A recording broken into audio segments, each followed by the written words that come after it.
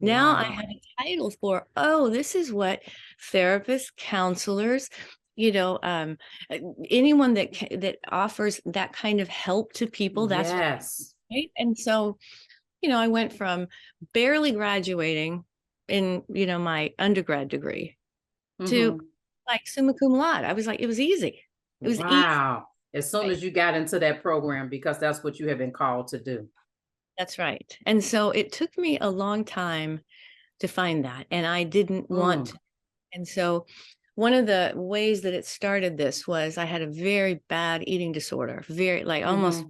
died from this eating disorder. And I was hospitalized several times. And the last time I was hospitalized, it's like that's when God was saying to me, who are you to talk back to me? And Okay. So the eating disorder started when you were in college. yes, yes. Ah, And okay. so, and so what happens is then I'm fighting with God, and he was really not happy with me. That's when he's like, Cinthia, if you don't like how you're made, deal with it. I don't want to hear about it. And he's never Mm.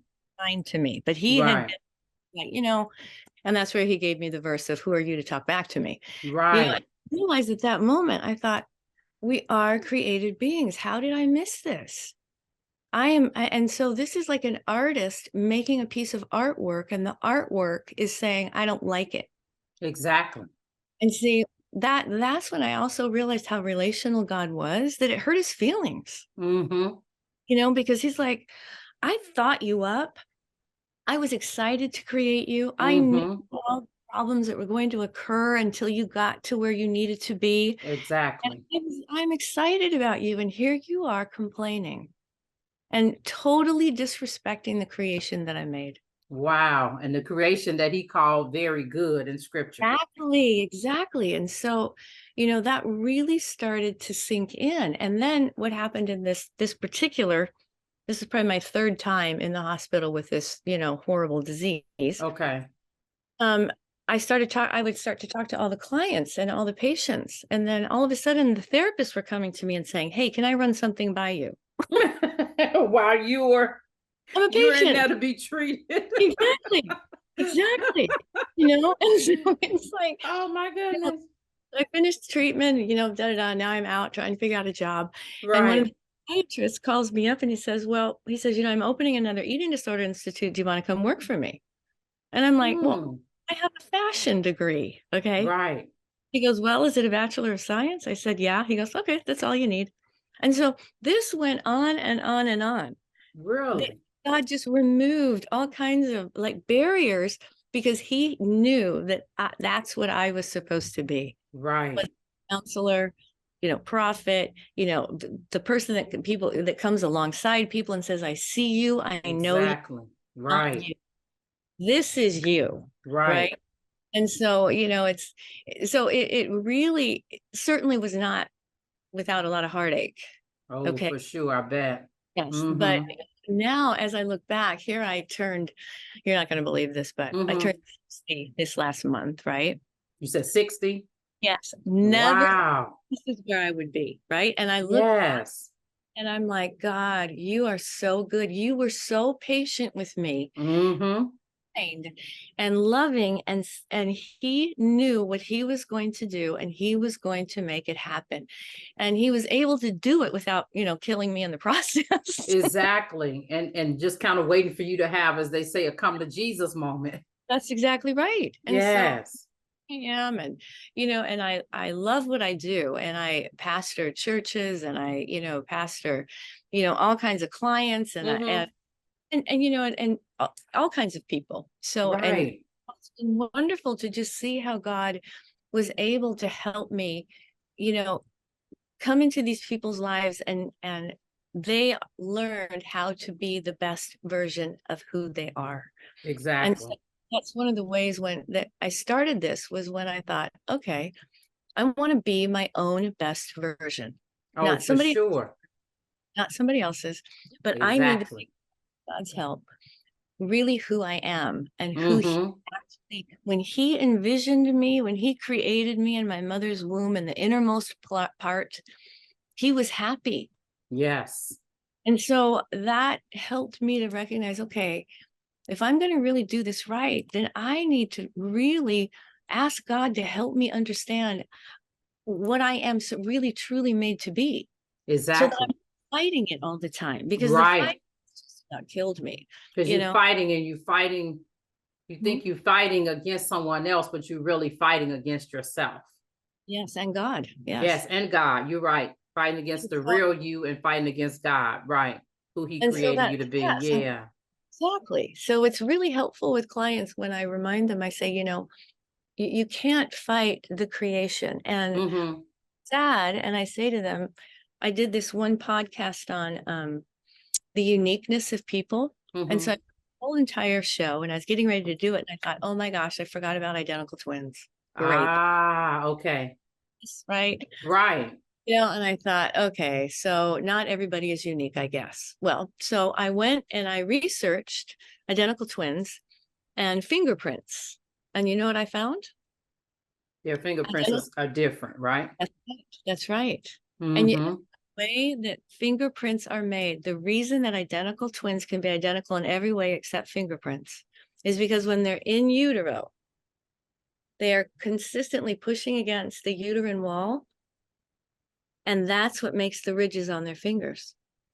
Wow. So it just gives me in my heart, it's so sweet. It's like, so they're with God finishing the design of Mm-hmm. our. Yep. So that they will be, like you said, we're all uniquely created, right?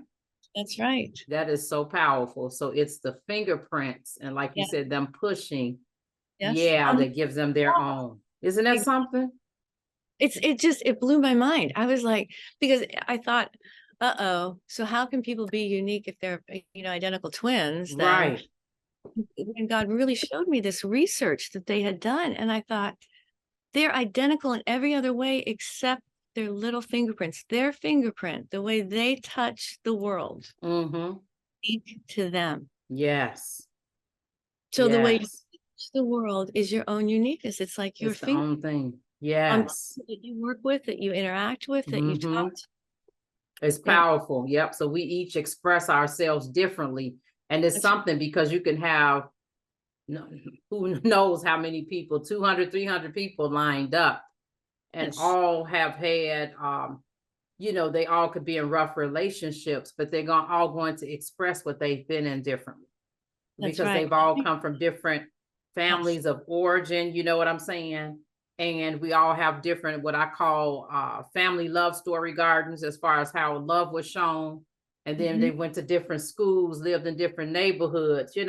And so it's like, that's why that's all a part of that unique design from God. So that's why when they say, oh, well, it's 50 other authors or so many writing on this, and it's like, yeah, but they don't have the same spin on it. They have not gone through everything exactly that I've gone through in order to explain it the way that I can. Well, because that's how we finally go. That's how God beats evil. Yes.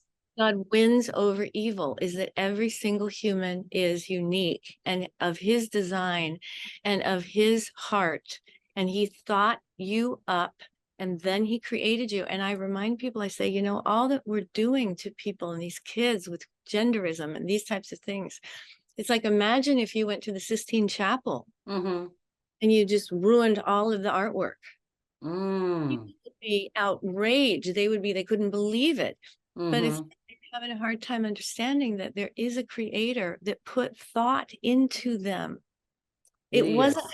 happenstance. Mm-hmm. That It is wasn't so like, true. I'll just throw this together and see if it works. See if It's it like works. he cleaned us up. Yes. Yep. It's a And then part of our unique print. he says, you are wonderfully and beautifully made. Amen. Isn't that Amen. amazing?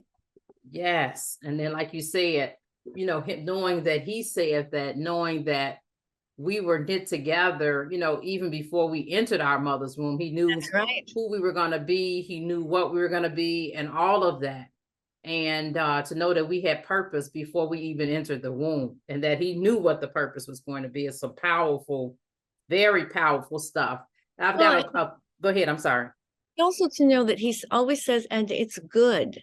Yes. After he Everything. makes the creation, he says, he rests and he says, that's good. So Mm-hmm. whether you feel good or not, Right. God made us. He is happy that we are created. He's not happy with everything I've done in my life, of course. Exactly. But no one here, no human being on this side of heaven, right? Thank you for his grace, but Yes. happy that he created me. Mm-hmm. Even if I'm not happy about Even it. if you're not happy about you, or I'm not happy about you, or any other woman, or maybe if it's a man listening in, you know. Absolutely. It goes with Yes. all. I tell my husband all the time, God designed you. I Yes. have to learn your design. I Mm-hmm. can't try to make you be somebody I want you to be. Exactly. And we can get it's so easy for us to do that when it comes to other people. We want to mold them into what it is that we want them to be. And it's like, no, they're going to be who they're going to be. You know, we work one way, they work another. And then sometimes, like, the way that they are configured and wired, so to speak, may not match up with the way we're wired. But we can't, Right. go against the grain of, the way someone's wired up. Mm-hmm. Well, and I say to me, when I say, be your own best version, I say, it doesn't give you carte blanche to redesign who you are. Right.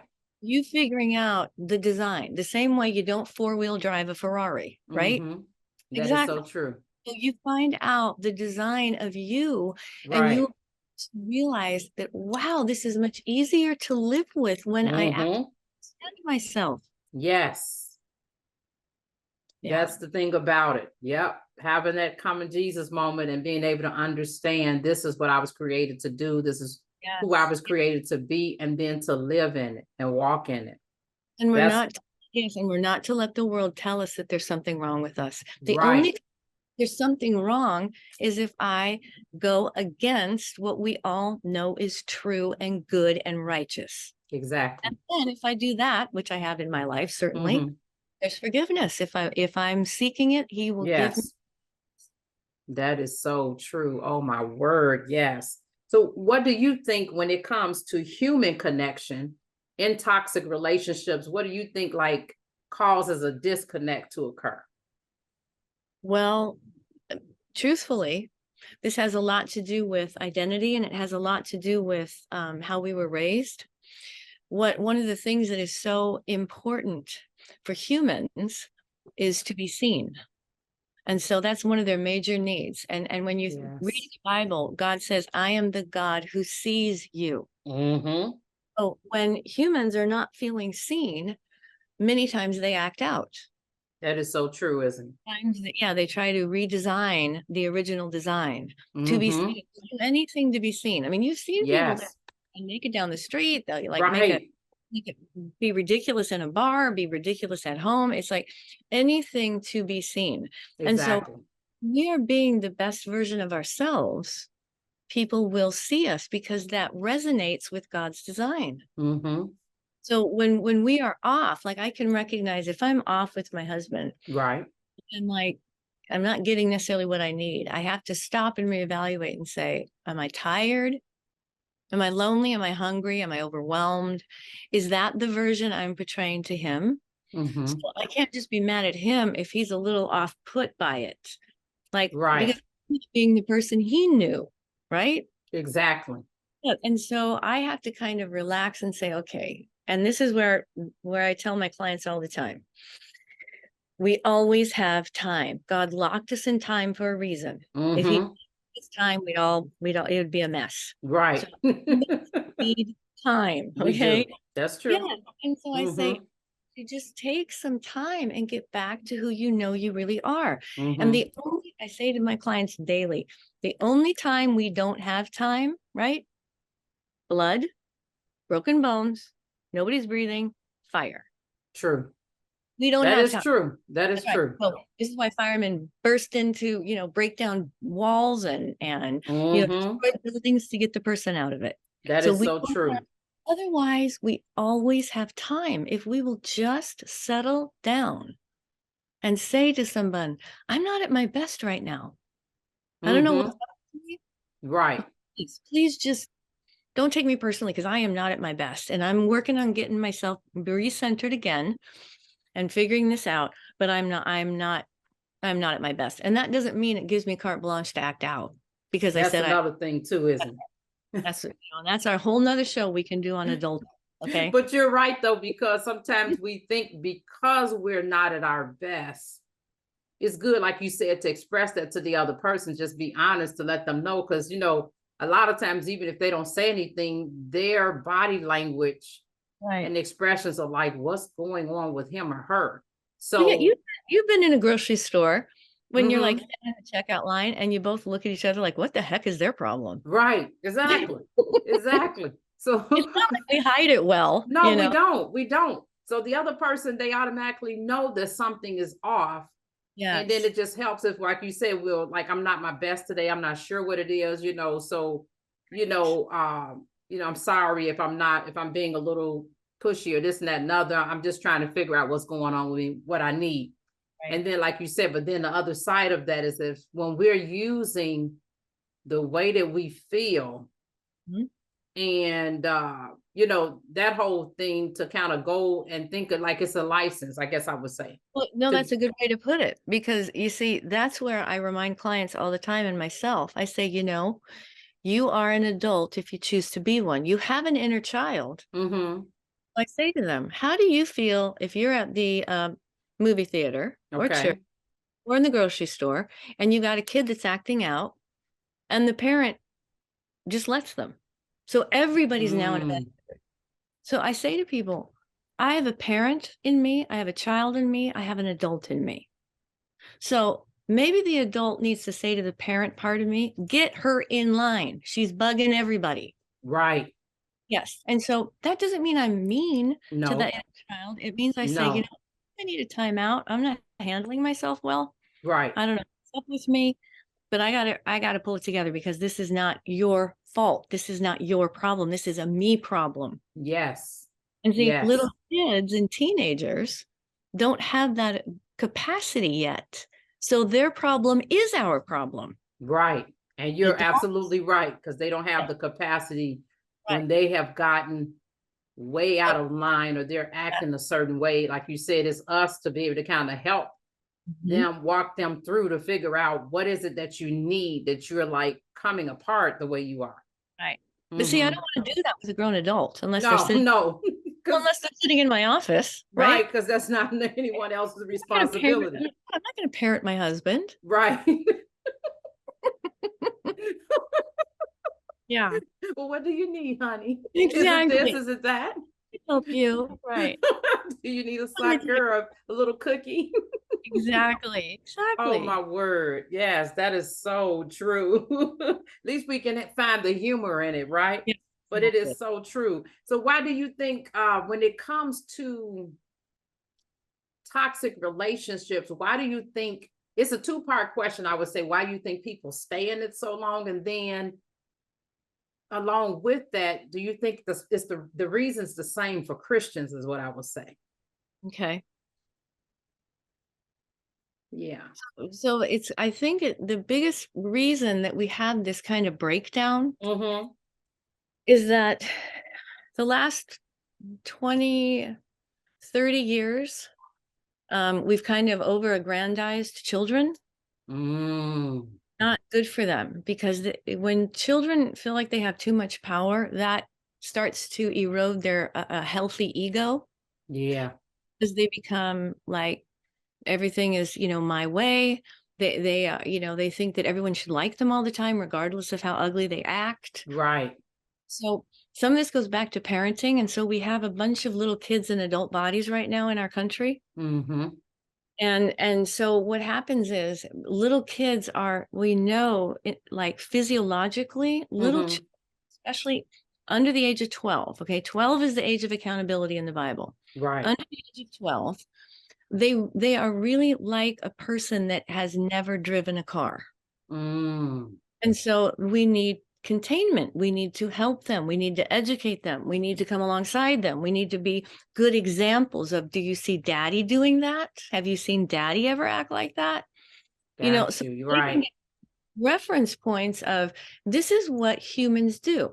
I explain to people a lot of times, we have a cat, we have a dog. Do you ever pet the cat backwards? No, you But don't. dog every way you want to pet them, they'll That take it. is true. Yeah, so it's knowing the breed of people. Mm-hmm. Hey, we have to take some time and get to know this person so we know, is this actually in the design that God had for them, or Right, is it a maladaptive coping skill? right. They're created on their own because they don't know Mm-hmm. how to do it. Yes. And so when you think about the 12 and under, Mm-hmm. we have not parented them well, Mm. big problems in teenage years, and then many times up until the age of 30, they're derelicts in a lot of Yeah. ways. And so they are just wanting to feel good. And the hallmark of an adult is I can still do the right thing even if I don't feel good. Mm-hmm. That's what adults do. Adults say, okay, so they hurt my feelings. I still need to do the right thing. That's true.